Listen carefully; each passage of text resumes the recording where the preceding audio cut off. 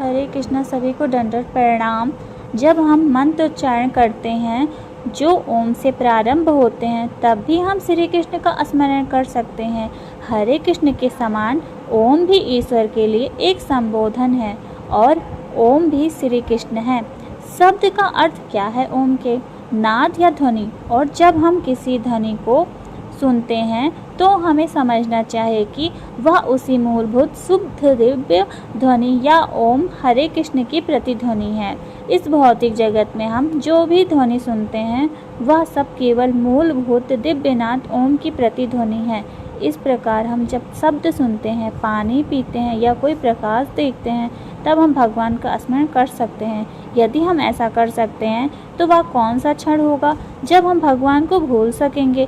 कृष्ण भावनामृत की यही प्रक्रिया है। इस प्रकार हम 24 घंटे श्री कृष्ण का स्मरण कर सकते हैं और इस तरह श्री कृष्ण हमारे साथ रहेंगे। निसंदेह श्री कृष्ण सदा ही हमारे साथ होते हैं, किंतु जो ही हम स्मरण करते हैं तो ही श्री कृष्ण की उपस्थिति प्रत्यक्ष अनुभव होने लगती है।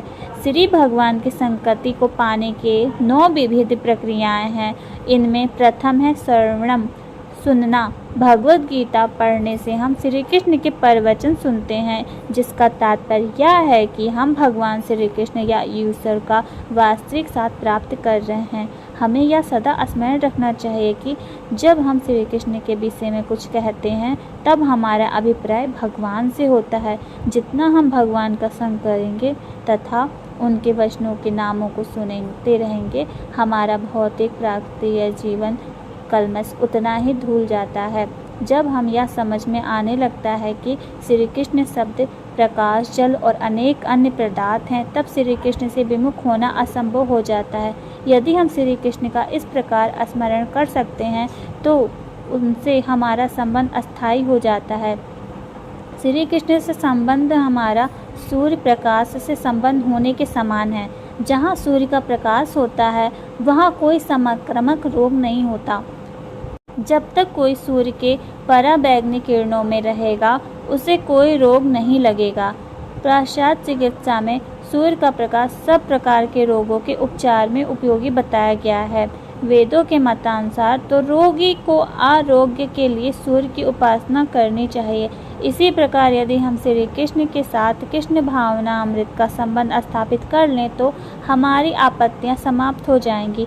हरे कृष्ण के कीर्तन जब से हम श्री कृष्ण के साथ संबंध स्थापित कर सकते हैं। जल, सूर्य, चंद्र और कृष्ण के रूप में हम देख सकते हैं, शब्द में उन्हें सुन सकते हैं, जल में उनका स्वाद ले सकते हैं। दुर्भाग्य से अपनी वर्तमान स्थिति में हम श्री कृष्ण को भूल चुके हैं। अब हम श्री कृष्ण का स्मरण करके अपने आध्यात्मिक जीवन में हमें पुनः जागृत करना है। भगवान श्री चैतन्य महाप्रभु ने इस श्रवण और कीर्तन की पद्धति का अनुमोदन किया था। अपने मित्र को महाभागवत रामानंद राय में से श्री चैतन्य महाप्रभु ने स्वरूप साक्षात्कार की विधियों के संबंध में जब वार्तालाप के दौरान प्रश्न किया तो रामानंद राय ने वर्णाश्रम धर्म, संन्यास तथा अन्य अनेक साधनों की संस्तुति की, किंतु चैतन्य महाप्रभु ने कहा, नहीं, ये सभी इतने श्रेष्ठ साधक नहीं हैं। श्री रामानंद राय जब कोई साधन बताते तो हर समय श्री चैतन्य महाप्रभु उसको अमान्य कर देते और आध्यात्मिक उन्नति के लिए और कोई श्रेष्ठ साधन पूछते। अंत में श्री रामानंद राय ने एक वैदिक सूक्ति का उद्धरण किया जिसमें बताया गया है कि ईश्वर को समझने के लिए मनुष्य को अन्य सब अनावश्यक मानसिक तर्क छोड़ देने चाहिए, क्योंकि तर्क वितर्क से परम सत्य तक नहीं पहुंचा जा सकता। तो आप जान सकते हैं हम लोग फालतू में कितना तर्क वितर्क करते रहते हैं। उदाहरण के लिए वैज्ञानिक लोग दूर स्थित नाना प्रकार के नक्षत्रों तथा ग्रहों के विषय में अनुमान कर सकते हैं, किंतु वे अनुभव के बिना किसी निष्कर्ष पर नहीं पहुंच सकते। कोई व्यक्ति जीवन भर अनुमान लगाता रह सकता है, फिर भी ऐसा हो सकता है कि वह निष्कर्ष तक पहुंच पाए। ईश्वर के विषय में हम मन गढ़न चिंतन करना और अनुमान लगाना विशेष रूप से निरर्थक है। इसीलिए श्रीमद् भागवत का मत है कि ईश्वर के संबंध में सब प्रकार के तर्क वितर्क करना छोड़ देना चाहिए। इसके स्थान पर या संस्तुत किया गया है कि मनुष्य में विनम्र होकर यह सोचना चाहिए कि न केवल वह एक क्षणभंगुर प्राणी है, अपितु इस विशाल ब्रह्मांड में पृथ्वी भी एक बिंदु मात्र है।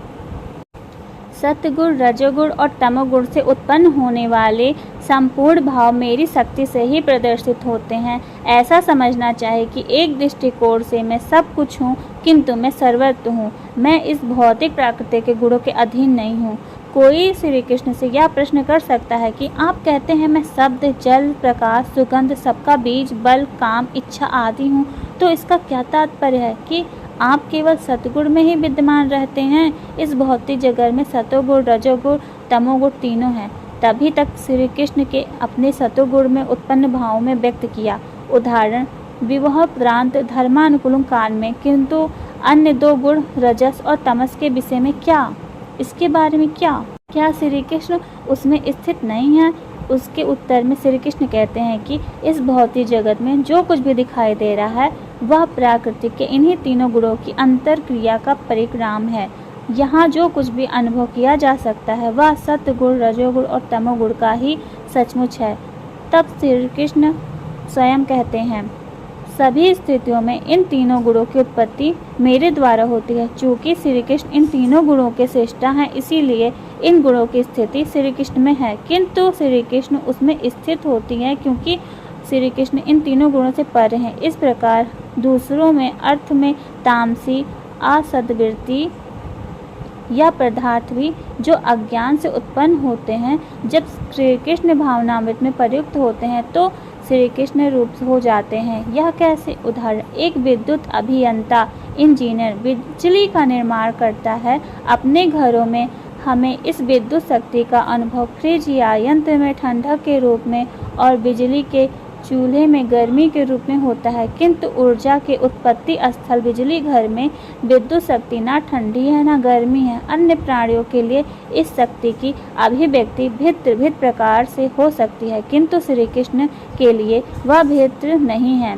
इसीलिए हमें कभी भी ऐसा नहीं लगता कि श्री कृष्ण के लिए वह भिन्न है।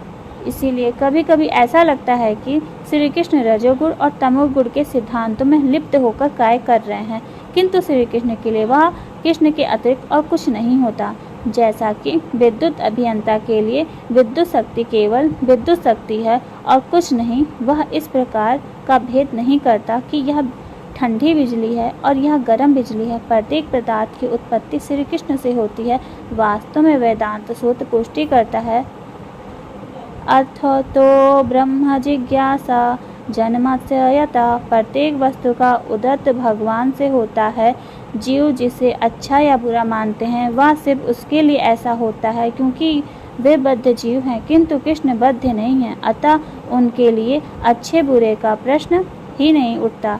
हम जीव बद्ध आत्मा हैं, अतः हम द्वंद्व भावना से ग्रस्त हैं, पर श्री कृष्ण के लिए सब कुछ परिपूर्ण है।